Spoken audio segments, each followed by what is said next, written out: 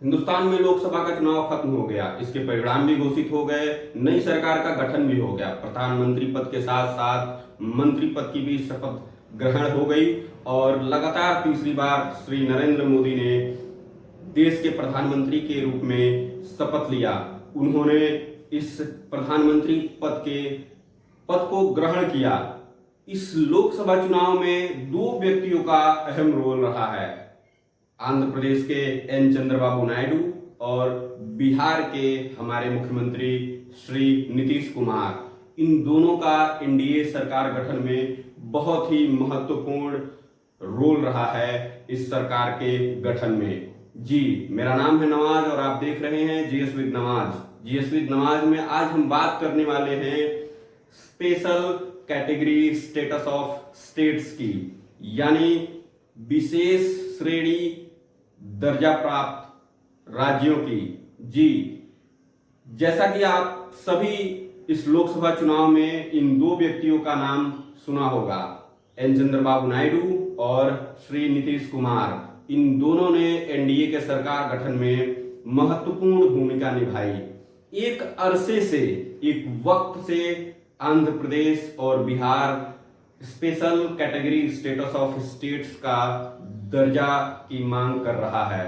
यदि हम बात करें विशेष श्रेणी दर्जा राज्य की, तो बिहार के नीतीश कुमार और आंध्र प्रदेश के एन चंद्रबाबू नायडू दोनों व्यक्तियों ने एक लंबे समय से केंद्र सरकार के सामने यह मांग रखा है कि इन दोनों राज्यों को विशेष श्रेणी दर्जा दिया जाए, इन राज्यों को विशेष श्रेणी दर्जा दिया जाए।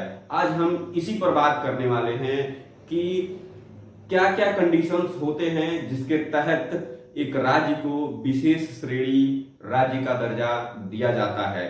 सबसे पहले हम बता दें कि 1969 में फिफ्थ फाइनेंस कमीशन के द्वारा, फिफ्थ फाइनेंस कमीशन के रिकमेंडेशन पे इसको पहली बार इंट्रोड्यूस किया गया, यानी विशेष श्रेणी दर्जा देने की जो मांग थी वह 1969 में पहली बार जम्मू और कश्मीर, असम और नागालैंड को दिया गया। जी, इस विशेष श्रेणी दर्जा देने की मांग के पीछे बहुत सारे कारण रहे हैं और अगर हम इसके क्राइटेरिया को जानने की कोशिश करें तो इसकी जो क्राइटेरिया है वह बिल्कुल ही अलग है। वैसे तो हमारे संविधान में कोई प्रोविजन नहीं है कि किसी राज्य को विशेष श्रेणी दर्जा दिया जाए, लेकिन आर्टिकल 371 से 371 जे में कुछ प्रावधान दिए गए हैं जिसके तहत हम किसी राज्य को स्पेशल कैटेगरी स्टेटस में बांट सकते हैं। जी, सबसे पहले हम आज इसके क्राइटेरिया पे बात करते हैं।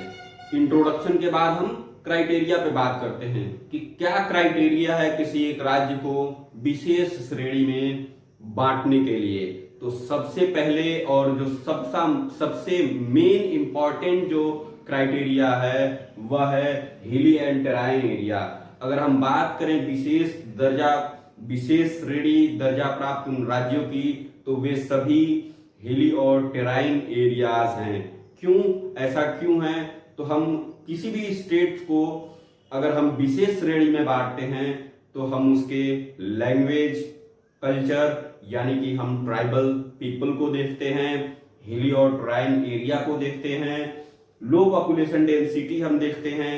उसके साथ साथ यदि कोई स्टेट ऐसा है जो इंटरनेशनल बाउंड्री से सटा हुआ राज्य है, यदि कोई स्टेट इंटरनेशनल बाउंड्री से सटा हुआ है, जैसे हम जम्मू और कश्मीर को देख लेते हैं, लद्दाख को देख लेते हैं, मेघालय, मणिपुर, मिजोरम, नागालैंड, सिक्किम, अरुणाचल प्रदेश, ये सभी ऐसे राज्य हैं जो कहीं ना कहीं एक इंटरनेशनल बाउंड्री से सटे हुए राज्य हैं, जिसके तहत इनको हम विशेष श्रेणी दर्जा प्राप्त राज्यों में रखते हैं। तो जी हाँ, इसमें जो कैटेगरीज जो दिया गया है, इसमें पहला जो कैटेगरी है वह हिली एंड टेराइन एरिया है, यानी कि पहाड़ी क्षेत्र होने चाहिए, टेराइन एरिया होना चाहिए। साइजेबल ट्राइबल पॉपुलेशन का भी एक इम्पोर्टेंट रोल रहा है। क्यों? क्योंकि इनके जो लैंग्वेज होती है वह भी अलग होता है, इनका जो कल्चर होता है कल्चर भी अलग होता है, इनके जो खान पान के जो चीजें होती हैं वो भी कुछ अलग होती हैं। इसके साथ साथ जो इस क्षेत्र का जो पॉपुलेशन डेंसिटी होता है वह भी लो होता है।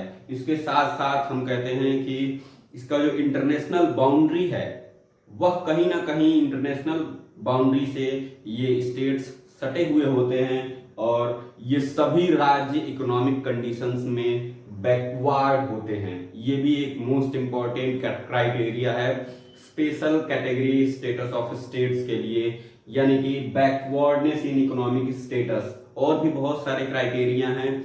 यदि हम अभी तक के special category status of states के उन स्टेट्स के बारे में बात करें तो 1969 में जम्मू कश्मीर, आसाम, नागालैंड को इस कैटेगरी में शामिल किया गया। 1971 में हिमाचल प्रदेश को इसमें शामिल किया गया।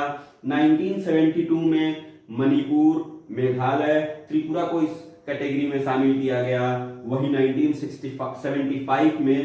1975 में सिक्किम, अरुणाचल प्रदेश और मिजोरम को इसमें शामिल किया गया और सन 2001 में उत्तराखंड को भी शामिल किया गया।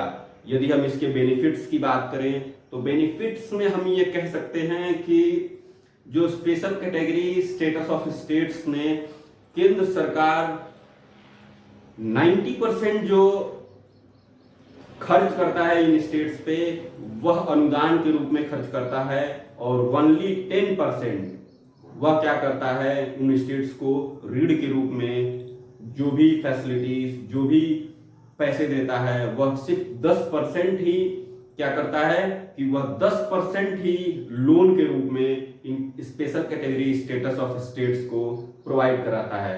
यानी आप समझ सकते हैं कितना बड़ा रकम है। 90% जो इन्होंने दिया वह अनुदान के रूप में दिया यहाँ पर केंद्र सरकार ने, और 10% जो पैसे दिए वह सिर्फ ऋण के रूप में दिए। वही अगर हम सामान्य स्टेट्स की बात करें, सामान्य राज्यों की बात करें तो सामान्य राज्यों में जो केंद्र सरकार पैसे देती है वह लगभग 70% अनुदान के रूप में, 70% ऋण के रूप में देती है और मात्र 30% ही सामान्य राज्यों को अनुदान के रूप में केंद्र सरकार अपने बजट से पैसे देती है। एक तरफ उन स्पेशल कैटेगरी स्टेटस के राज्य को देखिए जहां पे 90% पैसे अनुदान के रूप में दिए जा रहे हैं और 10% ही पैसे ऋण के रूप में दिए जा रहे हैं। वही सामान्य राज्यों को 70% पैसे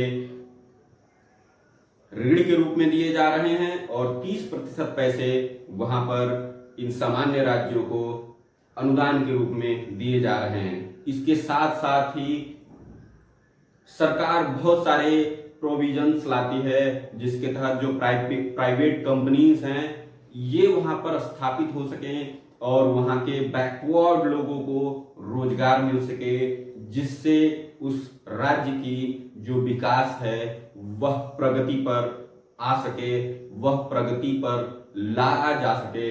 इसका ध्यान सरकार रखती है। सामान्य राज्यों की तुलना में इन स्पेशल कैटेगरी स्टेटस की जो महत्ता होती है वह ज्यादा होती है और इसी के कारण आज के इस समय में आंध्र प्रदेश और बिहार ये दोनों स्टेट्स के जो लोग हैं वह यह मांग कर रहे हैं कि इस समय जो एनडीए की सरकार है उस सरकार के गठन में महत्वपूर्ण रोल प्ले करने वाले आंध्र प्रदेश के जो सीएम एन चंद्रबाबू नायडू और बिहार के सीएम नीतीश कुमार, इन दोनों से ये लोग डिमांड कर रहे हैं कि आप हमें स्पेशल कैटेगरी स्टेटस दिलवाएं, आप हमें हमारे राज्य को विशेष श्रेणी राज्य का दर्जा दिलवाएं।